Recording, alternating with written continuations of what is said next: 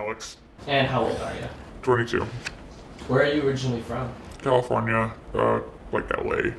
And how long were you there before moving to Seattle? About 2 years, actually. I didn't move to Seattle from there either. I don't really have a hometown. And how long have you lived in Seattle? 4 years. And how long have you been homeless? Actually homeless about a month, but before that I was couch surfing for like a year. So technically I was homeless, but that's what people call hidden homeless. And in your eyes, like, what events transpired to kind of put you where you are now? Mostly getting an infection and my health kind of becoming problematic. I was in school on full scholarship at UW, and that included room and board. That was what was keeping me off the streets then, but my arms got infected in a way that prevented me from taking notes or like doing a test in any timely manner or anything like that. So I ended up losing my financial aid and having to figure out another thing to do, and I ended up out on the streets. I kind of scraped up my arms, and then bacteria got in them, and gradually got worse and worse. My doctors kept giving me antibiotics and hoping that would help, but it really didn't. So it probably wouldn't have become as bad if they'd found a better solution sooner, but there were just a lot of things that contributed to it. Kind of the perfect storm, how people call it. How'd you scrape up your arm? Like just tripping. Oh, okay. I landed and caught myself on my forearm because, like a lot of people reach out their wrists, that's a great way to sprain or break your wrists. Obviously, I didn't want to fall on my face, so what are you gonna do, you know? Right. And when did that happen? Like a year ago. I was doing escorting back then a bit. Like, with financial aid, it's really complicated how it works sometimes. You fill out the FAFSA every year, and they can see your taxes. So if you make too much money that goes on your taxes, they start taking away your scholarships. So if I'd gotten a job, then I would have been working a lot more hours for less money.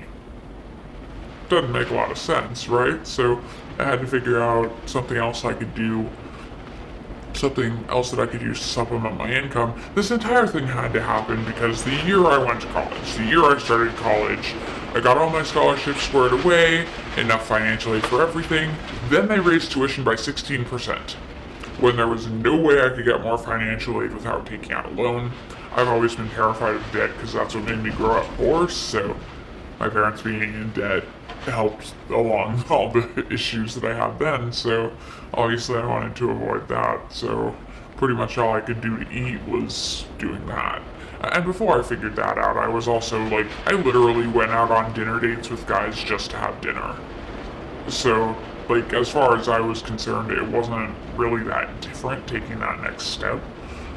And so you were in the hospital for your arms. Right, yeah. I'd gone to the 45th Street Clinic, which on Thursday nights, which is the night I ended up getting admitted to the hospital, they do a free clinic for people who are out on the street, which is great.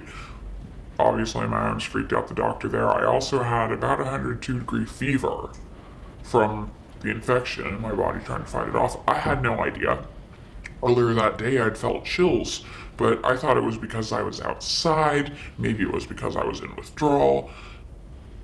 And would you say, before couch surfing, before being homeless, did you enjoy your life or dislike it? I liked it. Things were a lot better then. I was still depressed then. I'm still depressed now, so I wouldn't have said then that I was really enjoying my life, but it's hard to feel that you're enjoying anything when you're depressed anyway. It's just I always have trouble wanting things to be different because I don't know how my life would have been if things had been different. Like, certain bad things end up leading to good things and vice versa, and it's the butterfly effect. You never know what it is that's led you to where you are, and well, sometimes it's obvious, but other times it's not, and so I don't really wish for anything different or think that I would have been different. Like, I know that our experiences determine who we are as people and change us, but all sorts of things can change us in all sorts of ways, and a lot of people are always on about the nature versus nurture debate, and really it's both. Like, a lot of things that you'd think we decide we don't. I guess we should touch on the job thing. If you want to. Okay. Yeah, probably. I'm an escort. It's basically a term for a high class hooker, but typically they'll take me out to dinner for something sometimes. Or like fancy drinks or whatever. Like sometimes they'll like bring me presents. Like sometimes I had this one guy buy me a bunch of lingerie at some point.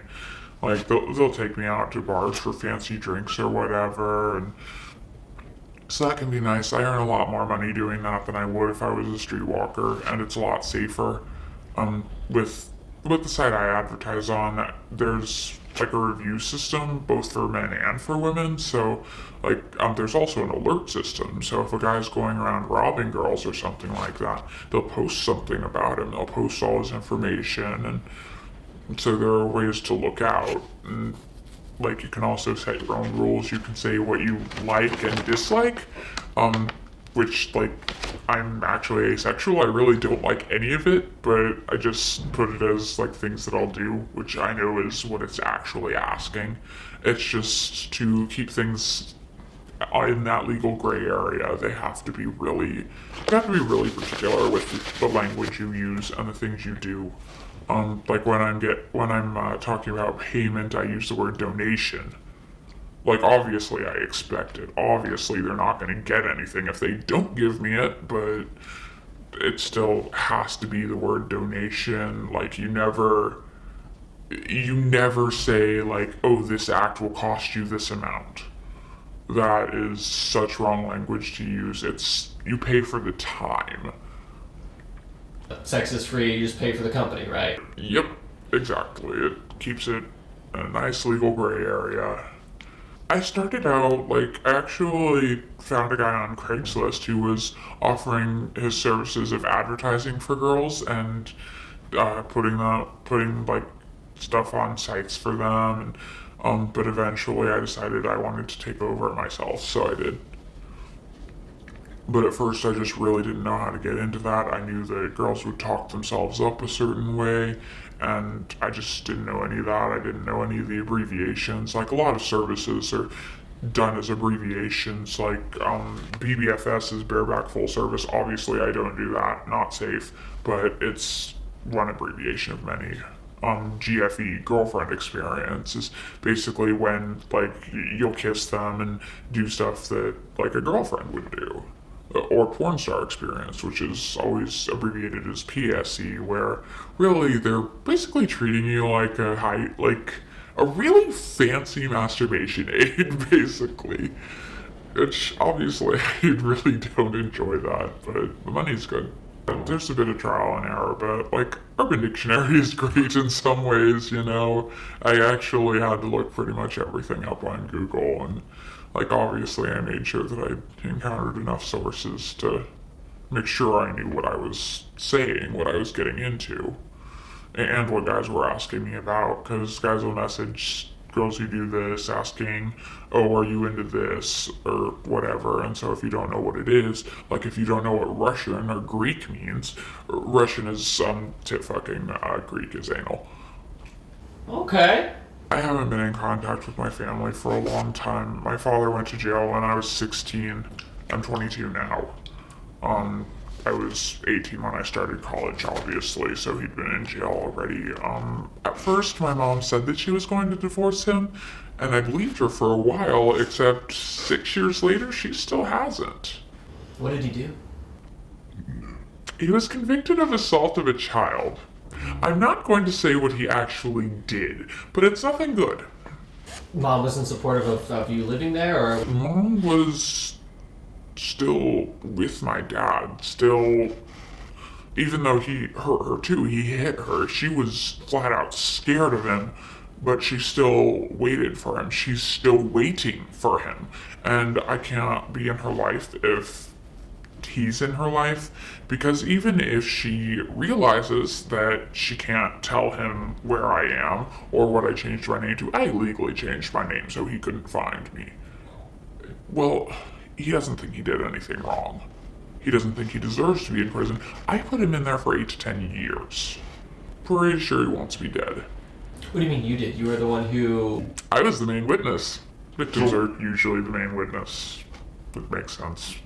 So, even if she realized, which my mom isn't the most mature of people, she has some mental issues, but like even if she did realize that it wouldn't be safe for my father to know where I am, he could still just threaten it out of her if she knew. Really, the only way to protect myself is to not have any contact with the people in my family who don't realize that's not safe, which is true of a lot of them. A lot of them just talk and talk and talk about whatever and don't really have a sense of privacy or safety or anything. So mom knows everything, and still. I'm not sure how much she realized then. Obviously, she was in court. She heard the testimony. She heard the things my father said, which what he said was enough to get him in trouble on its own. Like, obviously, he phrased it a bit differently and acted like I was a lot more enthused about it than I was. Like, obviously, I wasn't gonna fight back on it, but I was very, very small, and he had a tendency to get drunk and punch holes in walls. So I was flat out terrified, obviously, and so saying no didn't exactly seem like a good idea. Obviously, like any social media that I had under my old name has been dead for 4 years now. Basically, I hope he assumes that I'm dead. And you still think after all this time that he would come after you? I can't see why he wouldn't. He tried to do a lot of illegal things while he was going to trial and stuff. Like he missed court and ended up having to go to jail for that. He tried to get messages to me through my mom while we were still having visitation, while I was in foster care, and she did it too. He'd actually just send me really passive-aggressive Bible verses. My parents are overly religious. Yes, my dad did the things he did and is an alcoholic or was an alcoholic, whatever you want to phrase it as, but they were also very extremely religious. So the last straw for me was this verse from Deuteronomy: "He is cursed who dishonors his mother and father," meaning that by saying what I'd said, I was dishonoring them, and I hadn't even meant to escape at that point. I tried telling people about it from age 7 to age 13. I told the pastor at my church, I told school counselors, I told a bunch of people, and nothing happened. When I was 14, I told my best friend. Just my best friend. She told the counselor, and then I went into foster care. After I'd given up. And after I'd stopped really going home ever to avoid it happening. Like, I'd literally spend just about every night at my best friend's place.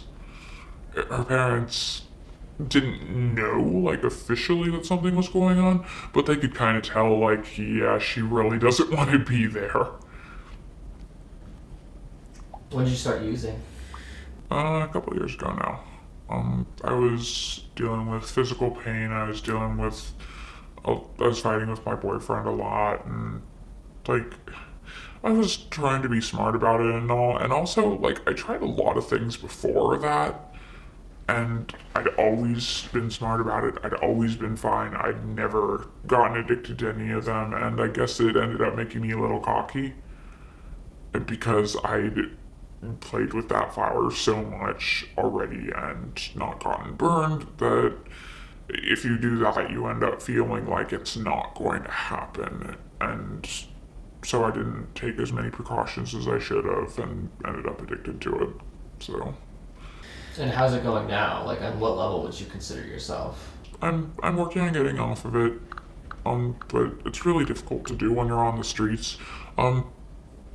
Obviously, I don't think a lot of people know too much about heroin withdrawal, but one of the symptoms of it is certain digestive issues.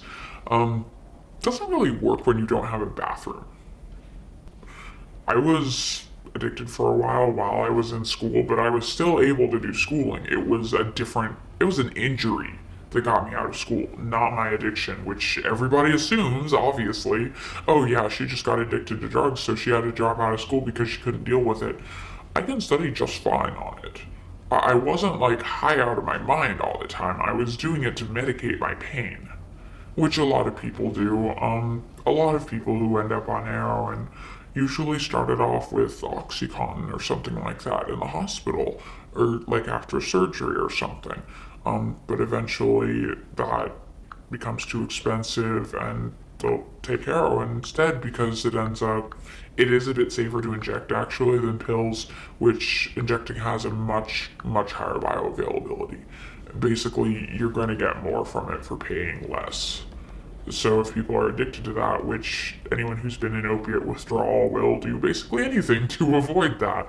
Former heroin addicts have been known to refuse medication after surgery to avoid going back to that first day of trying to kick.